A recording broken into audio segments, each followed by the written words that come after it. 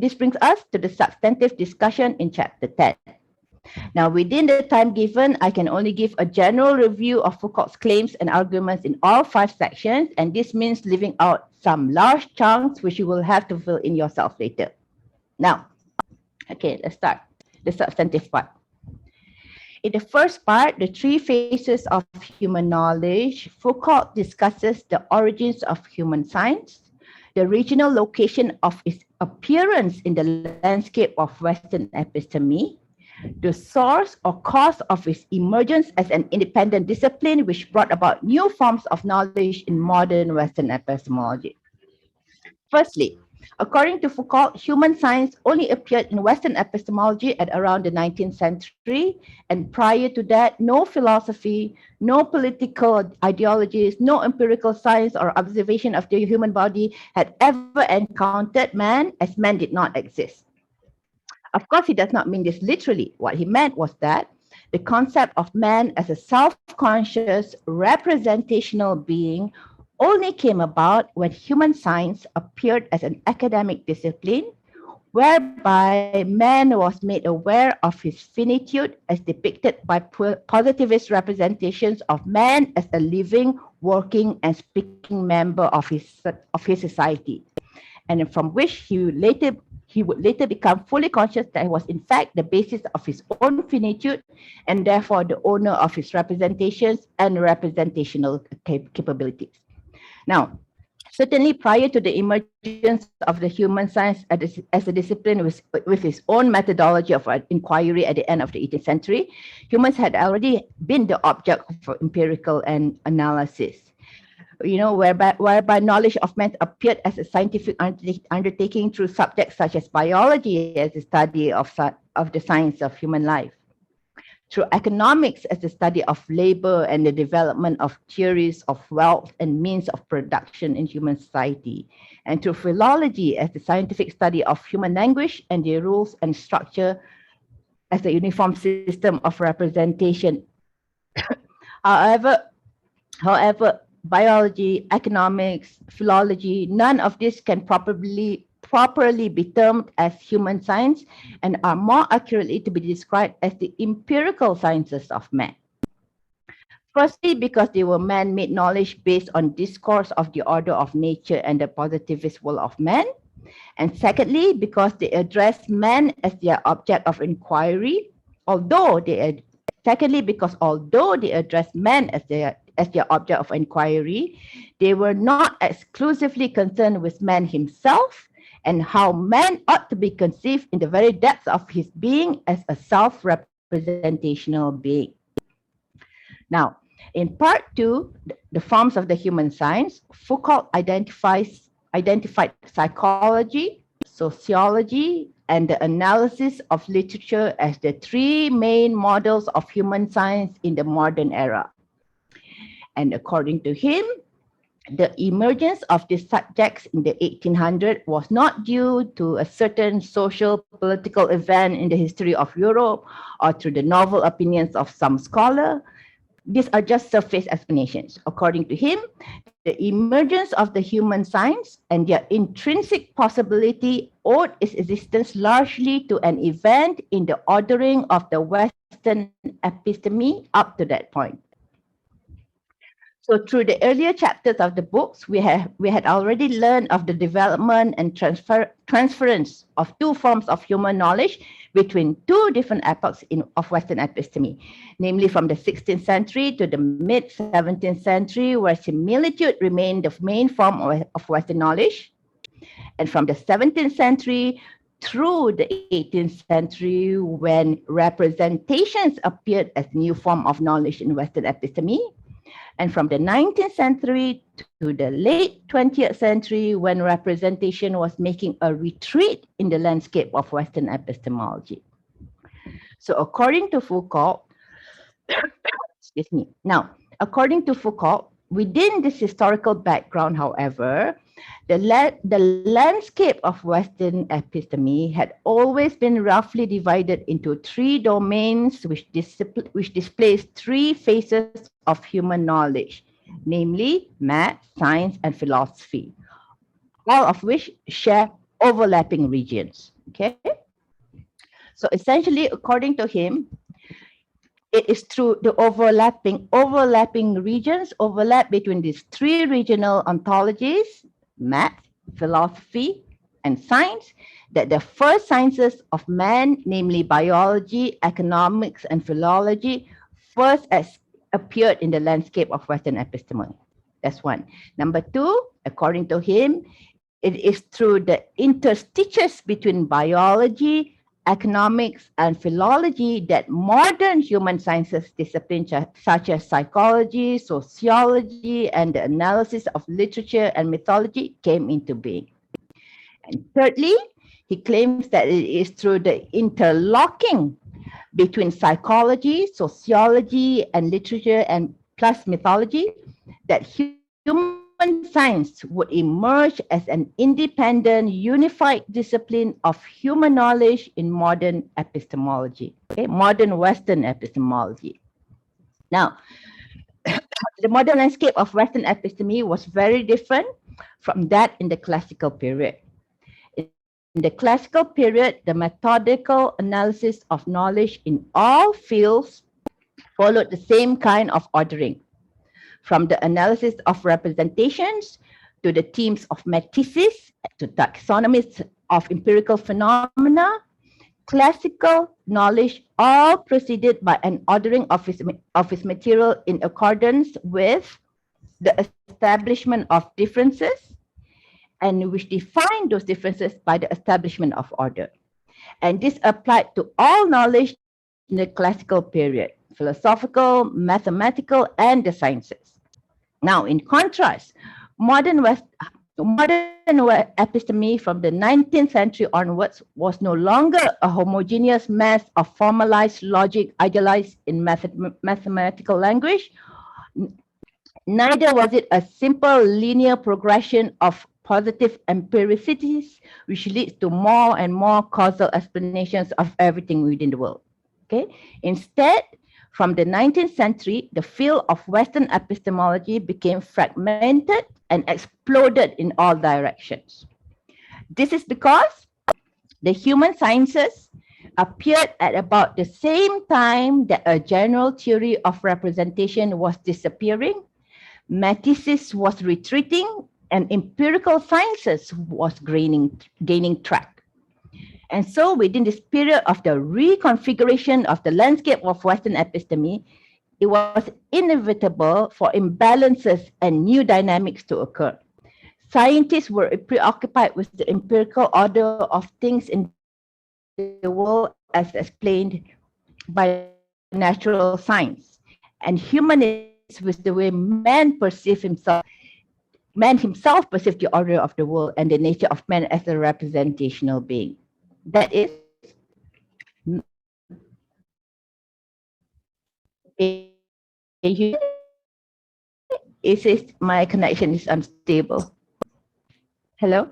Humanism was preoccupied with the way man himself perceived the order of the world and the nation of man as a representational being. That is, man less as an empirical object of knowledge and more as a subject of consciousness. Okay? So naturally, controversies and conflicts arose between the natural science and the human science with regards to which constitute the epistemological foundations for the other. And hostilities and rivalries also started between the human scientist and the philosopher who, while sharing the same object of inquiry, differed with regards to their methods of analysis. Thus, in the modern era of Western episteme, it became necessary to question the nature of man's being as the foundation of all human knowledge. Indeed, how could one be certain of mathematical knowledge if one were ignorant about the nature of man's thoughts and his manner of thinking, which arguably is the unconscious foundation of all and any human knowledge? Okay. So according to Foucalt, herein lies the difficulty in defining the epistemological foundation or defining the main characteristics of human science. This difficulty of defining what human science is not due to the density or opacity or vagueness of man as a subject of inquiry, It is not due to the inerasable transcendence of man. It is not due to the metaphysical nature of human consciousness, but it is simply due to the complexity of the epistemological configurations in the human sciences themselves and their constant relations to the three epistemic dimensions which give them their space: maths, philosophy, and the pure science. Okay, so hello, I'm Rafi. Welcome. Let's just take a break and have a drink. Okay. So, in the second section of chapter 10, Foucault attempts to sketch out the main characteristic and features of the human sciences. And he does this through several steps. Okay. First, he rubbishes away the arguments that the scientificity of the human sciences ought to be measured by how closely it adheres to the mathematical model of knowledge. Next, he points out that the human science, like many other empirical sciences, does indeed and at times use applications from the mathematical model, but this is definitely not its defining features. Furthermore, the emergence and constitution of the human science was in fact contemporaneous with the retreat of mathematics and a demathematization of Western episteme. Thirdly, he claims that it was the involution of the empirical sciences of man as a living, working, and speaking being, and its constant overlap with the domains of philosophy, science, and maths that brought about the emergence of human psychology, sociology, and the analysis of literature or mythology. That this means that, roughly speaking, psychology emerged from the overlap between biology and philosophy. Sociology emerged from the overlap between philology as the science of language and logic as the language of maths, inspired as a form of human science. Therefore, Foucault claims that it was due to the fact that one, human sciences appeared from within the evolution of the empirical sciences of biology, economics, and philology, and two, from the region of the empirical sciences of man, which is situated within the overlaps between the domains of math, science, and philosophy. It is this overlap and evolution that caused man to appear as a transcendental empirical being in the 19th century. In this context, the fundamental characteristic of the human science, according to Foucault, is that it has its object of inquiry, man as a transcendental empirical being. Okay, but what is man as a transcendental empirical being? Well, he is the one whose thoughts is always interwoven with the unthought, whose consciousness of a representation is always within the background of the unconscious, whose speech is always made within the spaces of the unspoken or unknown, and essentially whose existence is always cut off from an origin and whose finitude is always confounded by the promise of death and a return to the unknown origin. Okay, this is the characteristic of man as a transcendental empirical being, according to Foucault. So, next, according to Foucault, the human sciences extends from analysis of what man is in his positivity as a living, doing, and speaking being to what man can know about himself based on the very way in which he represents those positivities to himself in the way he himself lives, acts, and interacts with others. In this sense, human science is a kind of duplication of the positivities of the empirical sciences of man into a representation of what man actually is in his inner depth. That is, as a self-conscious representational being who make himself known to representational behavior, actions, and discourse or interaction as an intelligent human being within his own biographic, ethnographic, and sociographic history. Okay. And finally, Foucault also, and in the third section, Foucault also, from the second to the third section, okay, Foucault draws out the distinction between the empirical science of man and the human sciences by pointing out the differences in which representation as a form of knowledge is used by them. So for instance, although biology provides us with representations of man as a biological organism in terms of the functions of his various organs and the influences of the environmental, of the external environment, etc., biology does not give us knowledge of man as an intelligent being who represents his thoughts, ideas, and feelings through speech and behavior. This is the role or function of psychology or sociology. Similarly, although economics provides representations of human beings as a unit of labor which is engaged in the creation and distribution of goods and wealth in society, economics cannot explain the reason behind economic patterns of behavior without recourse to concepts such as human needs, human interests, and desires as derived from subjects such as biology, psychology, or sociology.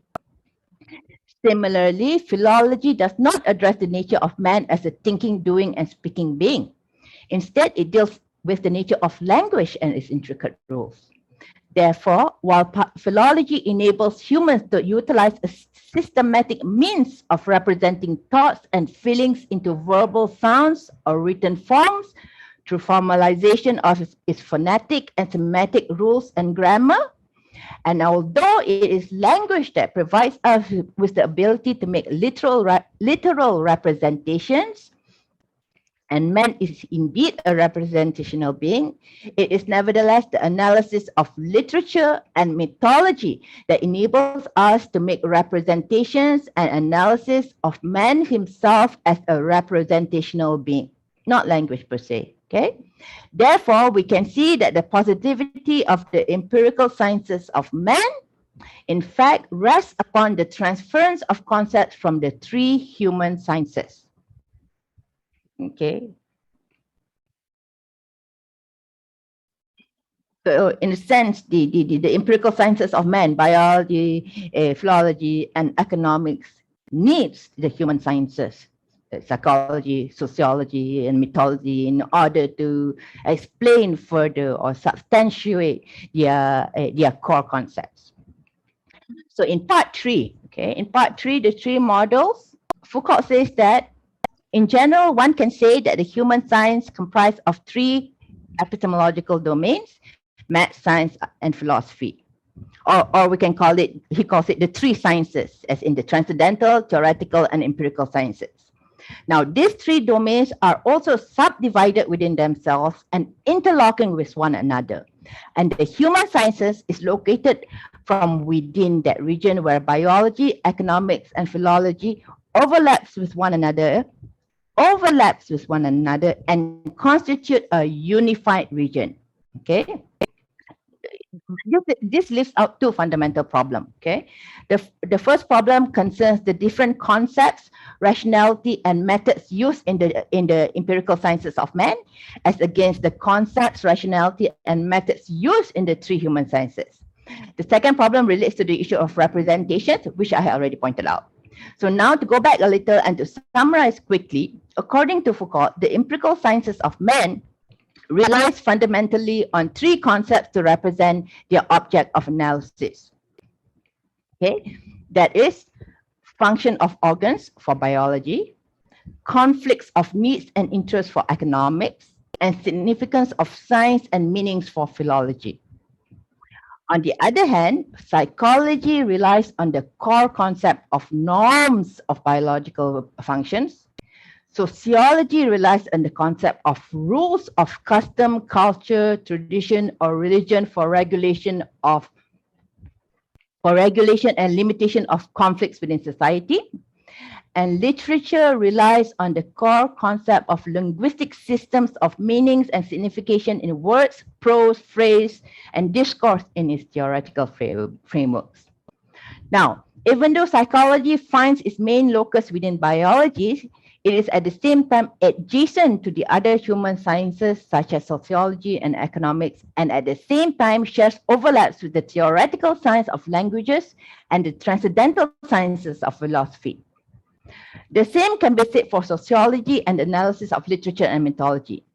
Therefore, this triple pair of function and norm, conflict and rule, signification and system are what characterizes any analysis within a psychology, sociology, and literature.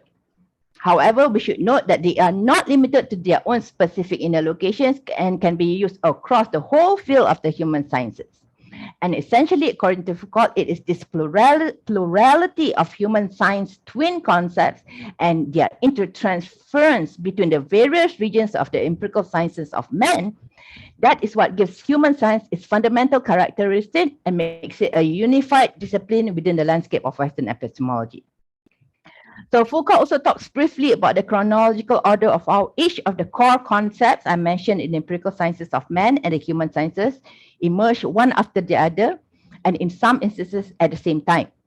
But the most important thing to grasp here is that it is claimed that as a result of the reciprocal relationship between these twin concepts in which the concepts from empirical sciences always seem to exert more weight, that is, function was always prior to norm.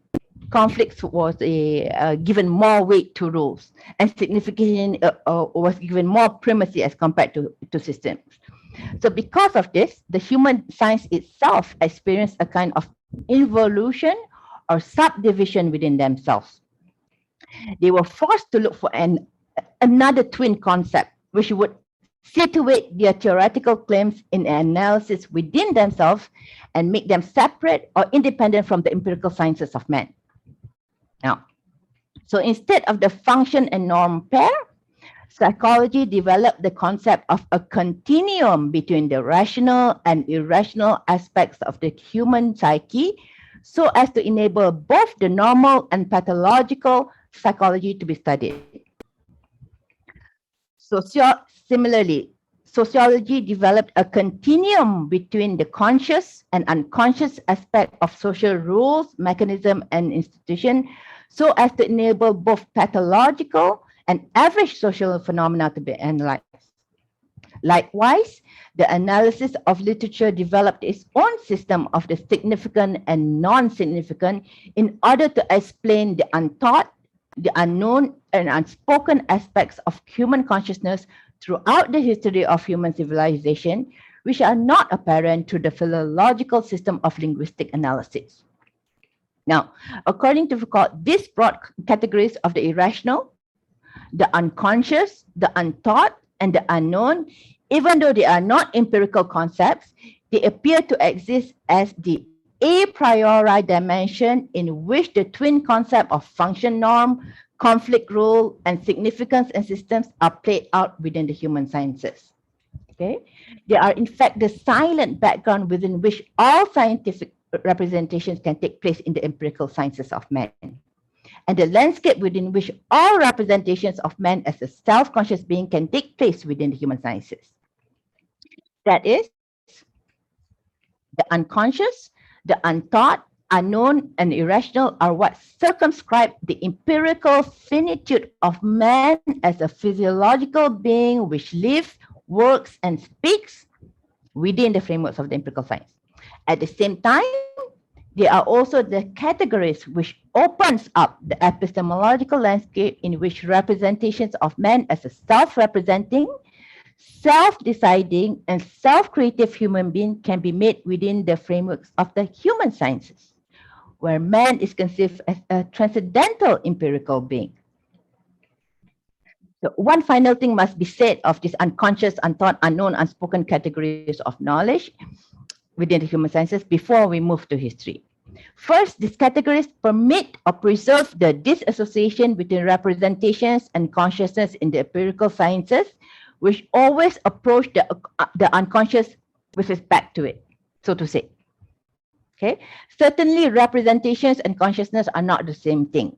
And while the issue of man's consciousness of representations had always been held in suspense or taken for granted in the empirical sciences of man, with the increasing importance gained by the unconscious, unthought, and unspoken in the human sciences, the issue of the science of human consciousness became of great importance for the human sciences. But now the human sciences can no longer look to the empirical sciences of man for conceptual foundations, as the empirical sciences does not and cannot deal with the object of inquiries that are not given in its empirical positivity. Consciousness cannot be analyzed in biological labs. It is not apparent in the economic field, which takes human consciousness as an a priori from the physiological nature of man.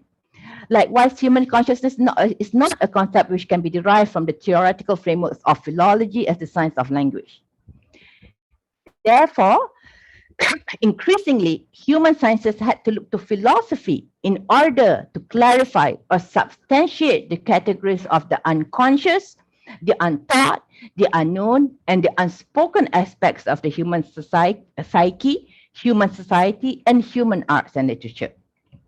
Now, however, in doing so, they find themselves in search for the science of human consciousness in the epistemological region of philosophy, which is, of course, in opposition to the scientific domains of the science proper. Because as philosophy is concerned with mostly engaged with abstract, transcendental, and non-empirical objects of thoughts and analysis. So in its pursuit of a science of human consciousness, in order to explain the positivities of the empirical sciences of man in terms of the untaught, the unknown, and the unconscious, human sciences increasingly lost its stature as an empirical science and became absorbed in those overlapping regions between philosophy and the theoretical and the transcendental sciences, which deals with abstract concept of consciousness based on the rules and systems of logical linguistic analysis. In this context, recourse is made to philosophical disciplines such as philosophy of mind, philosophy of science, philosophy of history, and philosophy of language. And as a result, further hybrid disciplines and sub-disciplines emerged from within the overlaps within the human science and the empirical sciences of man and the philosophical sciences of man, such as anthropology, psychoanalysis, ethnology, and linguistics. So this brings us to the final section of chapter 10. But before that, we must briefly discuss history.